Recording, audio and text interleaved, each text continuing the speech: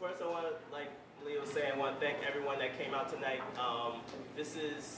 We've done this is the fourth or third time. We've done third time. I haven't been drinking. Third time we've done one of these events, but it's been a packed house every time. Second time we've done it here at the Back Bay Social Club, and you know we're turning people out. So I just want to thank people for coming out, show support for the brothers up here on the panel. I do want to comment that I believe that even though we are gaining momentum and having people coming out to all the events, we are going down in production because last time I had a microphone and I didn't have to sit up here yelling the whole time, but we're going to make it through it and get through the night. My name is Terry Marshall. I'm a founder of Intelligent Mischief. We call ourselves a creative design lab for social justice. We help organizations, community organizing organizations, use arts and culture to think of solving social problems in a different way, a different point of view. We're being incubated by Future Boston Alliance. Me and Malia came with the idea for this event last year, out here helping out, and I've been selected as the host. And what that means is that I just read off a bunch of questions to these brothers who have unbelievable stories, who I don't deserve to be up here with them, but that's why I'm just asking questions. I'm not going to do extra stuff. You know, some hosts like to do all the extra stuff. That's not going to be me. I'm going to ask questions when I get through this, right? So once we go through questions, right, people can, you know, if you feel like clapping something, you really like something vibes with you, feel free, go ahead.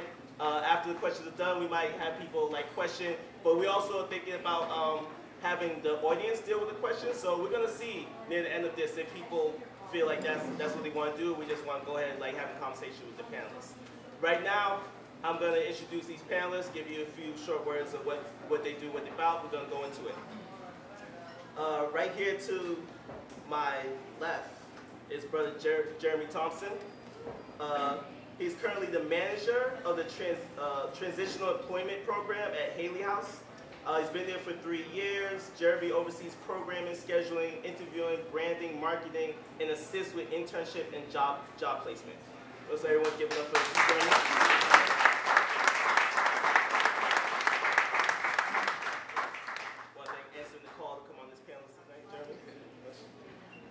Right next to him is Brother Raymond Tuhop Watson.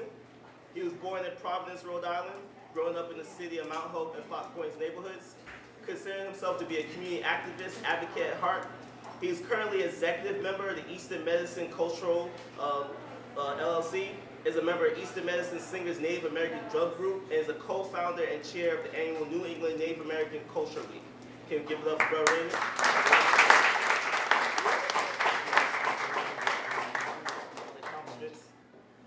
Down the line is Brother Jonathan Globe Lewis.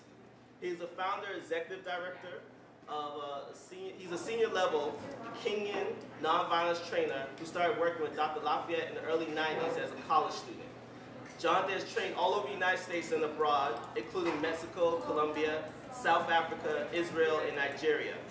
He was the National Director of Nonviolence Direct Action Training for Harry Belafonte's Gathering for Justice, where he exposed over 1,000 community leaders to Kingian nonviolence philosophy. Okay, get up for Jonathan.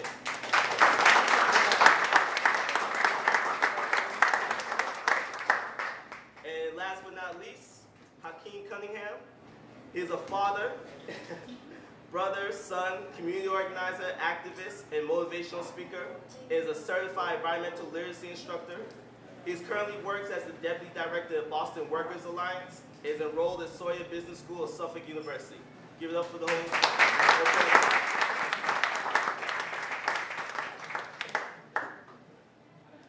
From there, I'm just going to start with the first question. We got about 3 questions, and I'm going to just call on people to see what your particular answer is to it. And as we say, like the whole theme for tonight is free and freedom, right? So the first question is, how do you remind yourself that you are free, Brother Jonathan? How did I know? Good evening, y'all. Good evening. It's unacceptable, y'all. I mean, real talk, if we hope to get anything out of this moment, we have to be willing to put something into this moment. So good evening, y'all. Good evening. Thank you very much. How do I remind myself, or how do I know that I am free? I will say, at one point, I didn't feel that way. But learning about the history of our people. When I say our people, I kind of claim the human race and how we've been able to evolve over time. And I've been fortunate enough to work with folks who worked with Dr. King. In fact, I just came from the 56th annual SCLC National Convention. Yes, I just arrived today. It was in Birmingham, Alabama. And to see folks continuing to strive and to fight for each and every one of us, it reminds me that we're much more free than the time of that quote that Malia Lazu shared with us, of Harriet Tubman. Now, do I think that there are people walking around today that don't know that they're slaves? Absolutely.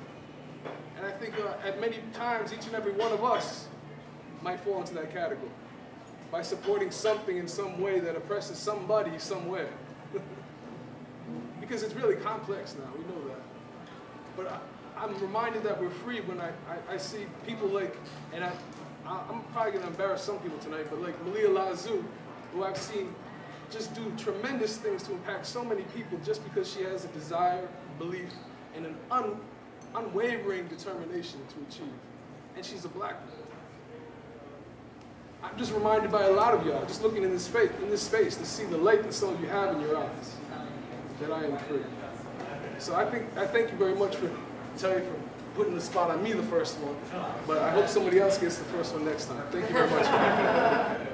We're gonna switch around. Hakeem. Yes. What's your answer to this question? How do you remind yourself that you are free? That's a good question. I struggled with that question when y'all sent the email out last night, and I was just looking at the 3 questions. I'm like, okay, how do I deal with a question that kind of moves me in a corner some ways, right? So I just want to talk about the fact that I never knew I wasn't free, right? There was never a time, when I came out of my mother, there was a certain time in my development where I started to understand I wasn't free. For years as a child and growing up in the South, I grew up in Florida. I was born here, grew up in Florida, about 4 and a half, and I came back up here in the 80s. I never knew I wasn't free, right? Until I started to read about history, read about slavery, reading things that I was like, okay, because as a youth, I was free-spirited. I thought I could conquer the world. I never knew nothing about slavery. So it was like I had to actually start to read things to reflect and deal with the reality that I wasn't free. So I always look at those things first, that there was a certain stage in my life where I had to be reminded of not being free, because I always grew up thinking about my freedom and the spirit that was given to me through my mother and my father. So I kind of moved in a way where now I realize through reading, I'm not free. So, thank you. That's interesting.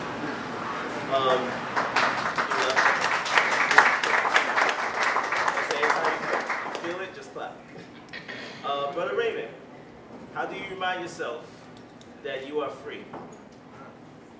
Wuninakan ka agonini tampa, nutuis nisuponunan, tuox to wumpishu, nuuchi nahiganse, mashpag nahiganse, kanin pamham sechu. I remind myself I'm free by speaking my language and living my culture.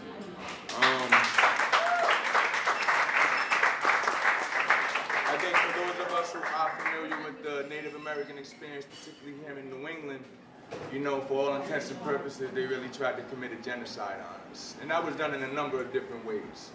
I know I look kind of crazy with the mohawk going on, but one of the things they used to make us do was cut our hair so that we could be civilized. So I wear my mohawk and my braid to remind myself I don't need to be civilized. I'm already fine the way that I am. So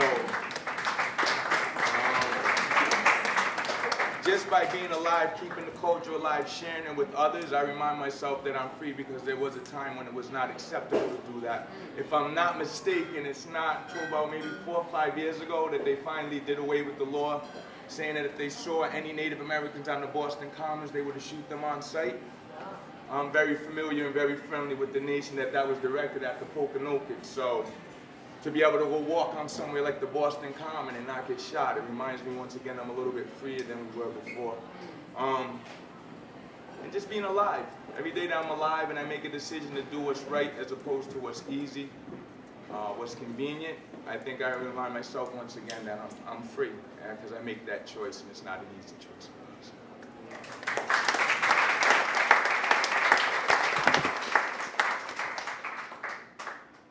Jared, how do you remind yourself that you're free? Let me start with this, because I had a conversation earlier today, and I was speaking to somebody, and I told him I didn't know I was poor until I went to school, and the teacher told me I was poor. You know, I didn't know, you know, I was living in bad conditions until I spoke to the psychiatrist, and she told me you shouldn't be so happy because, you know, you live in the projects, you know, your mother's on drugs, and you know your pants are ripped. Like, why are you happy? I'm like, I never understood that concept of what they were saying. Why am I happy? Why am I content with my life as it is? You know, as a kid you grow up and all you know is what you see. You know, until somebody tells you different. You know, and I feel like I lost a lot of my freedom. You know, once that was instilled in me that, you know, the lifestyle you live in is not the norm, you know, although it was to me, you know, but how I regained my freedom, you know, is being able to assist other people, you know, assist my brothers and sisters, you know, on bringing themselves back from incarceration and bringing them into society to do great things. You know, one of the things that I love to do to show that I'm free is, you know, I can't help every single person, you know. What I like to do is grab the leaders in my community who's looking to make that change, you know, and invoke that freedom in them, you know, so they can go out into the community and touch other people, you know. So that's how I look at my freedom. And I say I live through my people and everybody trying to uplift and make themselves better. So as I see them grow and get better, that's how I see my freedom.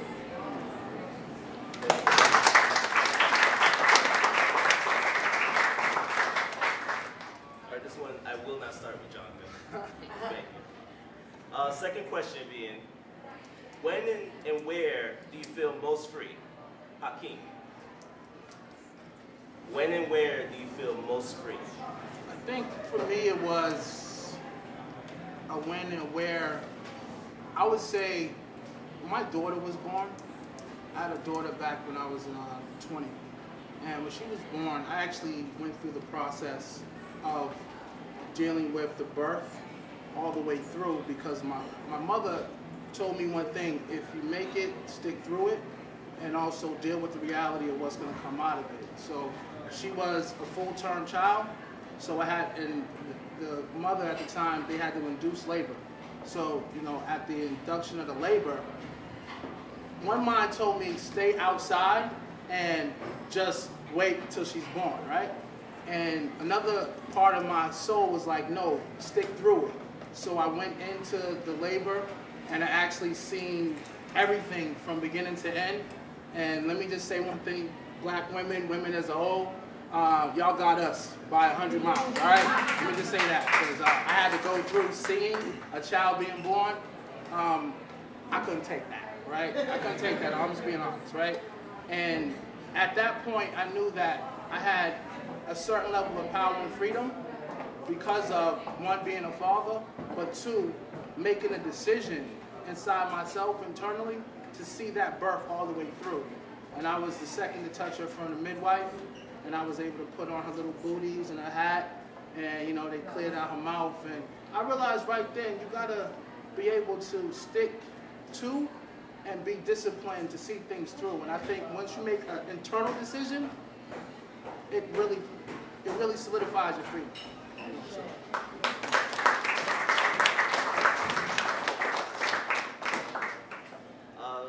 Raymond, Brother Raymond. When and where do you feel most free? When and where do I feel most free? Probably when I'm drumming. And that's not just at a powwow. Brother Globe's been with me. We drum anywhere. So, and a lot of times it's not necessarily for the same things. I've been drumming in Providence City Hall to celebrate Native American culture. I've also been drumming in Providence City Hall to protest against police violence that's going on against the community. But what I found is that regardless of what I'm there for with the drum, once the drum starts speaking, everyone kind of gets quiet and pays attention. And that reminds me of freedom. Because the drum goes back, I mean, every culture, every traditional culture has some dealing with the drum. I don't care what race, where you're coming from, there's a drum everywhere in every culture. So that's speaking, I mean, thousands of years, generations of people. So to be able to still be playing the drum today, in that same spirit, pursuing them same goals that they were pursuing back then, being respected, respecting others, sharing certain things with our next generations. The drum does a lot for that. The drum takes you a lot of different places. The drum has you meet a lot of different people from different walks of life that I would never meet were it not for the fact that I was a drummer. So I think I probably feel most free when I'm playing the drum. Because like I said, the drum can take you anywhere. Art galleries, prisons, wherever, the drum can take you there. And it's always respected when it shows up. Thank you.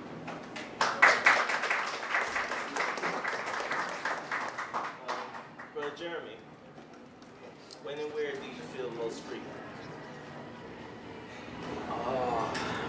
For the most part, right, I feel free when I'm able to speak freely, you know, amongst my people. When I'm able to sit here and express my thoughts, my feelings without no retribution, no kickback, you know, don't have to worry about going to prison because of the things that I'm saying. You know, that's when I feel the most free. And, you know, I do a thing where I get all the young kids in the neighborhood, you know, from about 10 to 14 years old. And I feel like it's my duty to spread the knowledge that I have to them. You know, they all say Uncle Jer, Big Jer, whatever it is that they call me. You know, and to have the ability to sit them down and speak with them and educate them on things that you know the school system is not going to teach them. You know, when we speak of culture, you know, I teach them to respect each and every culture because we're a human race, as we spoke of earlier. You know, but to understand their culture and who they are, you know, is pivotal. Because when you go to school, you know, you would think, you know, the black people derived straight from slavery. We appeared on slave ships and, you know, we were brought over from Africa by Christopher. All these, you know, fictitious, you know, things that they put out there. I feel like it's my duty to enlighten them and go to school and challenge their teachers. You know, and that's when I feel most free, when I see them being receptive to the thoughts that I have, and when they come home and say, well, you know, I said this to my teacher and they didn't have an answer, you know, and I'm like, that's right, you know, they don't have an answer, and you keep challenging them until they do find an answer, you know. You know, I just teach them to respect themselves and respect other people in their community, and as I see this happen, that's when I feel more free. Thank you, brother. Appreciate that. Now, I'm really enjoying this conversation because a lot of times growing up, you may be told, get an education, get a job, you'll be able to provide, and you'll be able to enjoy your life, and that be a form of freedom. And none of the conversation here has been really around finances. And again, I'm a student of Dr. King, and I'm reminded of a couple of his quotes at the moment, and that's that at times we've failed to seek a life over a living. And right now, I feel blessed being with y'all around that. And when we had our conversation yesterday on the call, I went and Googled some quotes about freedom. And one of the quotes that stood out was from a gentleman who had his freedom taken from him for the words he was saying, for a lot of the actions that he did. And he just passed away not too long ago, and that's Nelson Mandela. And that quote is, "For to be free is not merely to cast one's chains, but to live a way that respects and enhances the freedom of others." Is that Nelson Mandela? But in addition to that, I'd have to say I've been fortunate enough to work in populations and with people that the world has cast away or thrown away. For example, in Nigeria, working with the gentleman who did some of the kidnappings and the bombings and the shootings. In fact, I was presenting to a group of roughly 300, and not by myself, of course. We had we had a group of local trainers who spoke the language, which is Pidgin. It was the dialect in that area. And to work with 300 of them who have been killing and killing and killing as the way of freedom, and then to actually turn in their weapons. Because in Nigeria, they're offering an amnesty program to all the militants. Because they've invested in violence to try to solve it. And they see that doesn't work. So they decided to invest in nonviolence, where at this point, over almost 40,000 militants who were killing people have gone through like a week-long nonviolence training, got job training, and now are actually the inspectors of the oil pipelines that were being blown up. They're the underwater welders. So to see folks give up what they thought was the only way of life, because they gave another alternative, that's when I feel most free. When I'm helping participate in creating a better humanity, is when I feel most free.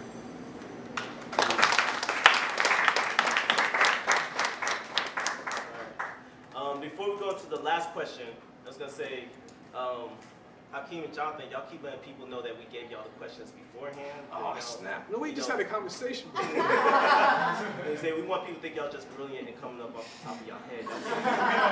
Trade secrets. I mean, some of our other elders, like, we give a lot of credit to King, right? We think he wrote everything. But some of his closest confidants wrote his stuff, so I'm just saying it's okay to get support and prepare yourself for moments like this, because we don't want to look stupid in front of y'all. Terry, I just want to thank you, because I would have just blurted out emotional rants, right? Because of like a lot of the political landscape of Boston, and instead of like doing that, you gave us time to sit on the question. And a lot of times, as people, we get emotional about it instead of logical and strategic.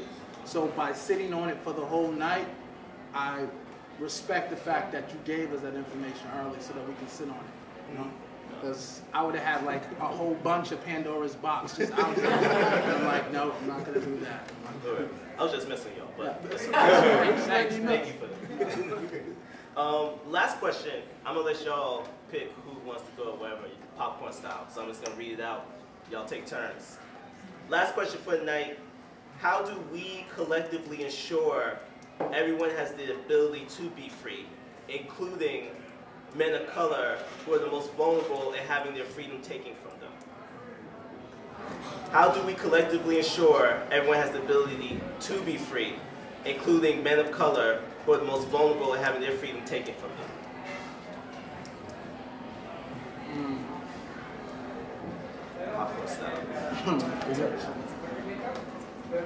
You know, I'll start with that question. Woo! Yes. Yes. You know, the way I teach the men and women that come through the program to ensure their freedom is to educate them, you know, to give them a foundation. You know, you hear it all the time, you know, we need jobs. And this is not just for people who went to prison, this is for average everyday citizens. You know, we need jobs, we need housing. These are the mainstays that, you know, you'll hear politicians say down to the grassroots activists, you know, but nobody's talking about the mental stability of these people that are going through these tragic situations in the community, you know. So what does it mean if this brother comes home and you give him a job, you give him a house, but you don't give him a foundation to stand on, you know, which is his mental capacity. Because if you don't know how to function in a professional environment, what is the purpose of getting him a job? If he's going to punch his boss in the face, because that's the only way he knows how to react, you know? So it's empowering the person that I'm trying to teach. You know, that's the only way I feel like we're going to be free. And we all know, you know, the situations that are at hand. The Mike Brown situations and the numerous situations that have been brought into light by technology and all these things that are out there. You know, and it's sad to say, but these things have been happening. You know, they're just being highlighted now with, you know, videos from cell phones and things of this nature. And to be free is to act like you're free. You know, to take the power from your oppressors and put it back into your hands. Now, that's either with nonviolent or violent means, you know, because you can't go out into the world and fight a person with a gun, with a stick, you know, and it's never going to happen. You're never going to win. Nations have been wiped out, wiped away, you know, slaughtered in the name of religion, you know, with people just praying and saying, hoping that change is going to come. You know, at some point in time, we have to affect change ourselves. We have to stand our ground, know our rights, you know, and be willing to fight back. All this sacrificing our youth and everything like that, you know, for the betterment of the community, you know, for me, it reaches a head at some point in time.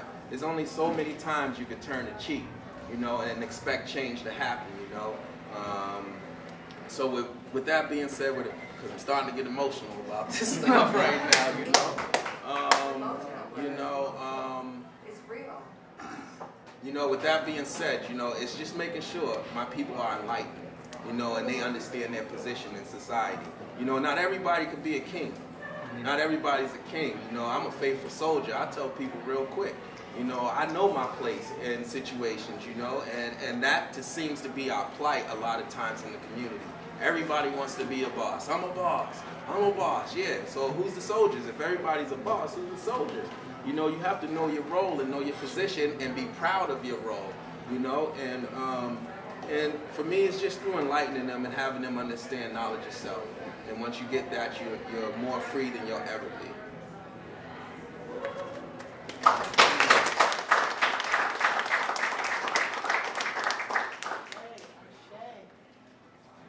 To try to address your complex question that people have been trying to figure out for centuries, I thank you. But I would have to say, the approach that I've committed myself to for the last 15 years or so is based off of Dr. King's last conversation with my mentor, Dr. Bernard Lafayette Jr. And on April 4th, 1968, in their conversation, he said to Dr. Lafayette, Bernard at the time, that he wanted to move forward and internationalize and institutionalize nonviolence education. And he said that knowing the power that youth can possess when they find creative ways to transform their everyday conflicts. Now, we all go to school to learn certain subjects, right? They make sure we have certain subjects. How many times or how many years did you take classes on conflict? Right. On how to transform the stuff that you deal with much more often than algebra. No, maybe you deal with algebra a lot. But I'm saying, today's youth deal with, the most thing that they deal with is conflict. And I tried to instill in them an idea of being a warrior. And some folks, how many of y'all are warriors? Okay, I see a couple hands. And I like that brother over there. Now, a lot of times folks don't raise their hand because some of us look at it as a violent thing. But in our language, which is kind of messed up, is we have multiple definitions for the same word, right? So if you look at the second definition of the dictionary around the idea of a warrior, and this is one I try to teach our youth, is a warrior is one who's engaged or experienced in conflict. One who's engaged or experienced in conflict. Now I'd like to ask you again, how many of you are warriors by that definition? Every one of us experience conflict, so the choice isn't going to be what if you're going to be a warrior, the choice is what type of warrior are you going to be. And Dr. King, and again, people have just diluted his message to get him to be such this passive person who just liked to dream a lot, when he was much more direct in trying to address the conflicts. And that's really my answer or my response to your question, and really trying to get our white brothers and sisters to suspend their first judgments. Suspend your first judgments. Maybe let me rephrase that. May all human beings suspend their first judgments. Because we judge each other harshly, so harshly. And that's why so many of our brothers and sisters are getting kicked out of school. They're not getting the services they deserve. They're getting gunned down. I mean, just if we suspended our first, because one last comment. How many of y'all are intelligent people? Thank you for raising your hand. Because sometimes people don't. And from my understanding, intelligent people gather information before they come to conclusions and take action. So an intelligent person, if you are, please practice suspending your first judgment. Not that you might not go back to that one, but gather some more information first. So thank you, brother.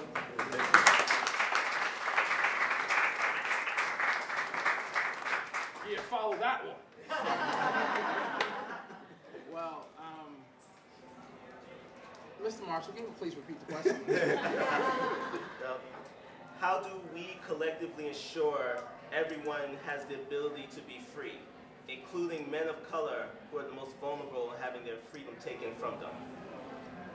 I would say the first thing I look at is you have to know yourself. Know thyself is very important. One, not only knowing thyself, but understanding your history and how you're grounded culturally in the world, right? Everyone comes from somewhere and some family and has a history and a tree that branch and that root is connected, right? We need to be clear about who we are, right? Because I've never dealt with the realities that I see now when I was younger, right? I didn't know black. I knew my grandmother's frog pond. I knew, you know, corn in the backyard. I knew that my grandmother was a butcher, and I grew up seeing pork and dried meat in the pantry drying out, right? I didn't know the things that I know now until they were forced upon me to take on and put on his armor. So I would ask everyone in this room to take off a lot of the armor that has been put on the shoulders of us that keep us weighed down and oppressed, right? We all walk through this world now with like this 100-pound bag of weight that's been put upon us by the information told to us about our history and our culture and our people, right? So the only way I look at how to free myself and how to free others and stay in a position is lighten the load. Let go of the lies, right? Let go of what's been told to you in a way where it keeps you isolated, right? Embrace differences. Understand that you are the best creation and wishes and dreams and aspirations of your mother and father. And those 9 months she spent thinking about what you were going to be inside of her womb. Don't let her down. Don't let your father down, right? Moving forward in this world, we have to be clear about these things. Because my mother had dreams and goals for me in her womb. And I would be damned if I let her down and let someone else take my freedom.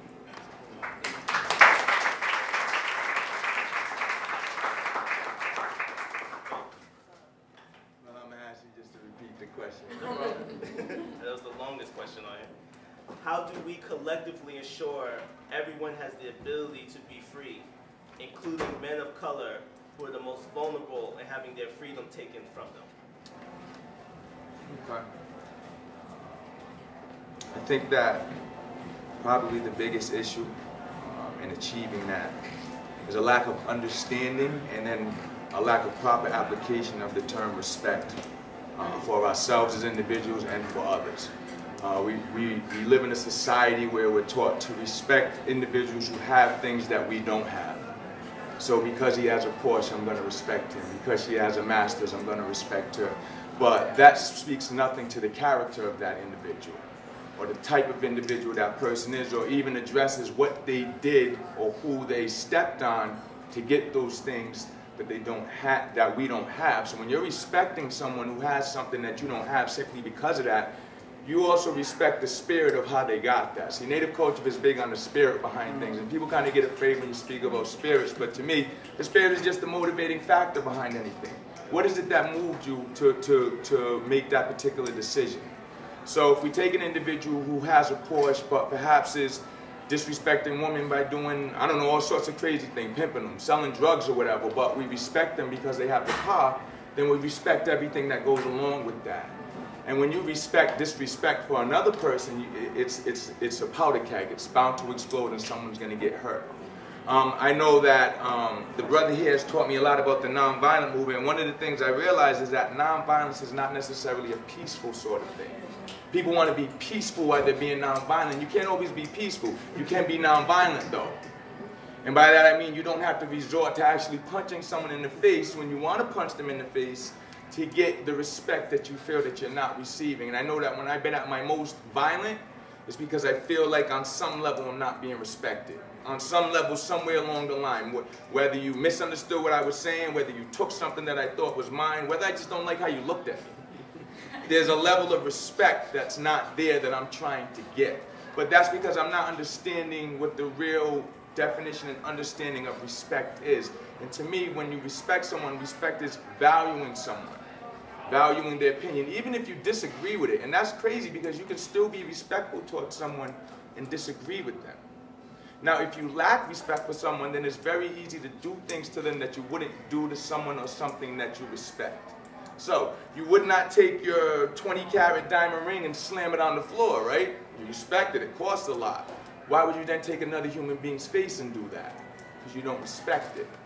So to me, I think a large part of it is going to have to be understanding what respect is, and then being willing, like I said, to move on that respect, because it's not enough that you're being respected. And this is what I run into a lot in Providence. I'm very active in the community, so I've been able to develop pretty good relationships with law enforcement and stuff like that. And one of the things that they like to say when you speak to them about issues going on with officers is, oh, well, you know, Ray, or when something happens to him, well, if he had known it was you, he wouldn't have did that. Well, I don't want him to know it's me for him to not do it. I want him to be respectful to everyone. So now that I have that respect myself, I need to then be active with it and make sure that other people are being respected. And I think that that's the flip side to the coin, because a lot of times we talk about the individual respect we need to have or value for ourselves, but we don't talk about those individuals who are already valued in positions of power and what they need to be doing more of. So you have individuals who are NBA players or millionaires, whatever the case may be, but they won't speak on a certain issue that's about respect for someone or something in their community because they don't want to lose the things that they respect more. That car, that house, whatever the case may be. So they never activate their respect. So everyone's not respected. Some people are respected, but everyone's not respected. So I think, long story short, I apologize for being so long-winded. Yeah, we do that. I'm sorry. We have a. It starts with respect for yourself and respect for others, and then it takes you to take and utilize that respect to make sure that those around you who are not being respected are respected.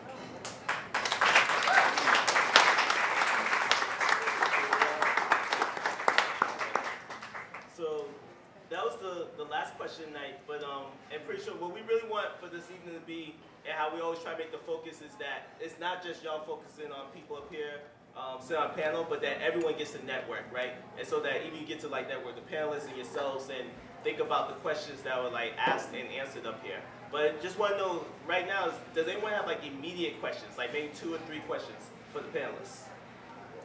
So I have 2 questions for you. I'm sorry, I didn't catch your hand. When you were talking about drumming, the first sentences you said is you feel free because everybody stops and paying attention. Can you only feel free when others paying attention, and so freedom depends on other people? Absolutely not. By that I mean once the drum starts playing. Oh, do I only feel free when other people are paying attention to me? Absolutely not. I feel almost trapped when everyone's paying attention to me. I gotta watch everything I'm doing. When I'm drumming, if I'm banging that drum, I'm calling attention to something. So whatever it is, I don't care what's going down. I don't care if the police are doing whatever. At that moment right now, boom, you're going to pay attention right now. This drum says you're going to pay attention, and everyone pays attention. So like I said, in City Hall celebrating the culture, or in City Hall protesting police violence, once that drum hits, everyone's paying attention to this conversation we're having right now. I don't care if you weren't paying attention, if you were just walking down the street, once this drum hits, you now are paying attention to what's going on over here. That's a form of freedom to me, because everyone doesn't have the opportunity to do that. Some people yell and scream and no one listens. No one pays attention. They just yell and scream till they're blue in the face. So they have the opportunity, and like I said, when I'm drumming, I'm also reconnecting with generations past, because the drum is a generational thing. It's been going on for thousands and thousands of years. So at the same token that I'm calling attention to whatever that issue is, I'm also calling attention to the fact that that spirit's still alive. The one that they tried to kill, it's still here because I'm here with this drum, singing these songs, speaking the language, and you're paying attention to it. But everybody certainly has an opportunity to take a drum and drum. I mean, yeah, absolutely. So anyone can be free with a drum, I suppose, but what is the point of the drumming that you're doing? Mine is to share the culture, to educate people. To me, that's a form of freedom, because once again, we weren't allowed to do that at certain points in the development of this nation. But I agree. I think that the drum, to a certain extent, is the freedom to call attention to yourself and what your cause is. And I think that's even in the Civil War. Well, he's getting shot at. He's still drumming. That's his craziness. Why? Because it keeps everyone in step. If you even can't see anything, you can still hear the drum, and you can still follow the directions that the drum is giving you. So that's where I'm coming from when I say that. There's absolutely. Absolutely. Right. So that's great. So with that, like we said, we just really want everyone to start networking. So the panelists are gonna be here. You can come up and talk to them immediately. I just want like everyone give everyone up here a round of applause.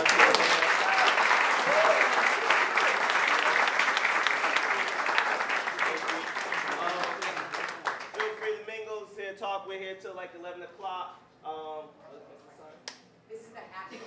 Oh, hashtag, yes. Okay. I don't understand. I'm too old. I don't know what this means. People attacking me. It's a new charade. I'll come over and see you in a second.